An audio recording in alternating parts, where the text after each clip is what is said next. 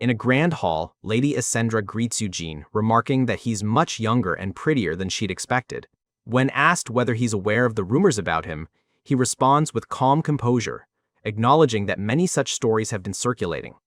Afterward, she admits that meeting him in person makes the more outrageous rumors far harder to believe.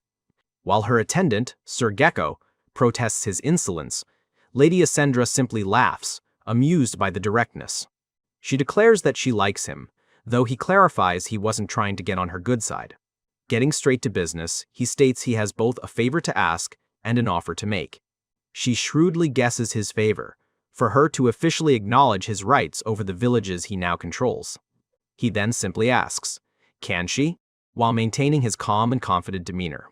Asendra snaps back, telling him that's hardly the proper way to ask for a favor, and reveals his leverage. He has captured Balmond, the bandit leader who killed a noble after a knight named Andre promised him a title for taking the Nadir mines. A perfect piece of blackmail material. Surprised, Asendra confirms she knows of Andre, and he adds that he even has certificates from Mofern to prove his claims. He then lays out his proposal. If he hands over Balmond, the key to incriminating her brother, it will undoubtedly help her become the next Marquess. In return for this powerful political weapon, he states his price: she must officially acknowledge him as a lord. A bold and direct power play.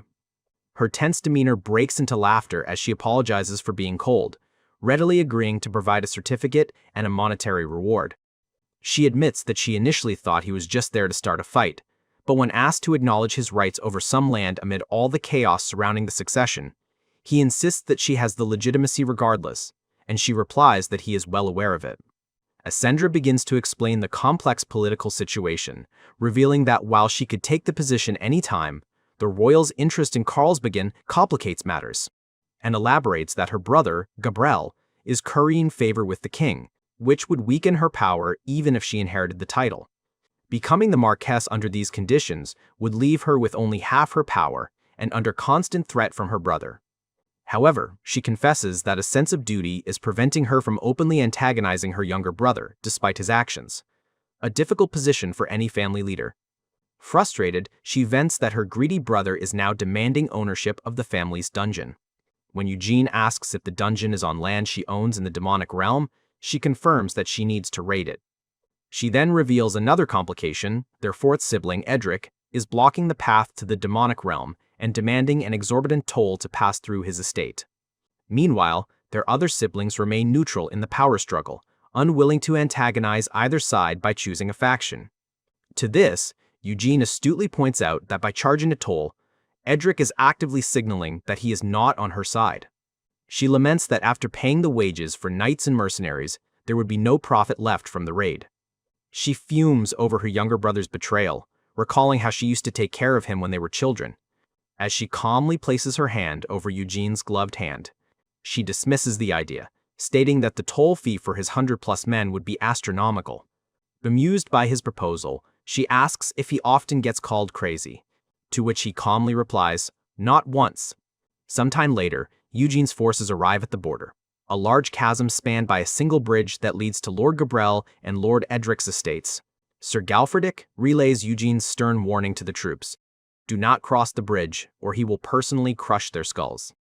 Nearby, mercenary captains Partik and Bairn discuss the solo mission, with Bairn wisely deciding not to voice any doubts this time, and explains that his concern is for the newer mercenaries, who haven't yet witnessed their leader's true power and might be doubtful. To this, Partik responds, "You tell them, assuming that they trust you more than me, an outsider."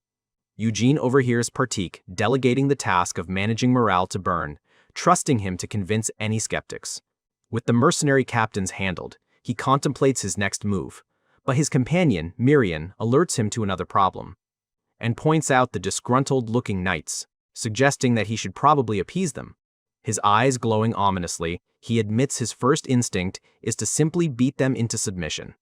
However, he checks the violent impulse, reminding himself that if even a minor lord like Kamara Tirwin could hide his feelings, he must do better. It's a rare moment of calculated restraint. He then approaches the knights, thanking them for their loyalty and acknowledging their desire for action.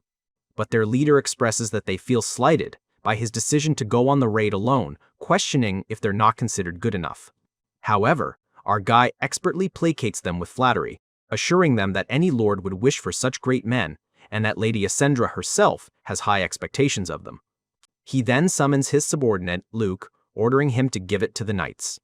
Luke presents a generous payment of 50 silver coins for each knight, which Eugene frames as a token of gratitude from both himself and Lady Asendra.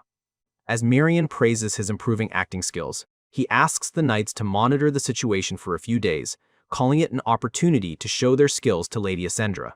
Completely won over, the knights enthusiastically pledge to do their best, flattered by the perceived high expectations.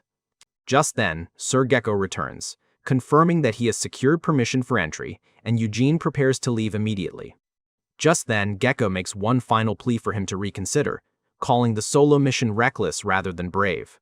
Eugene dryly notes that this is the 4th time the knight has tried to talk him out of it. When Gecko raises the logistical issue of who will process the monsters and loot, he simply states he'll negotiate a solution on site. Just then, Gecko gives a final ultimatum, warning that they will not wait more than 3 days for his return. In other words, if he's not back by then, he's on his own. Ignoring the final warning, he confidently promises, "I'll be back," as he rides away. But she enthusiastically shouts, "Charge!" He rides silently and determinedly across the bridge, alone. And so, the impossible mission begins.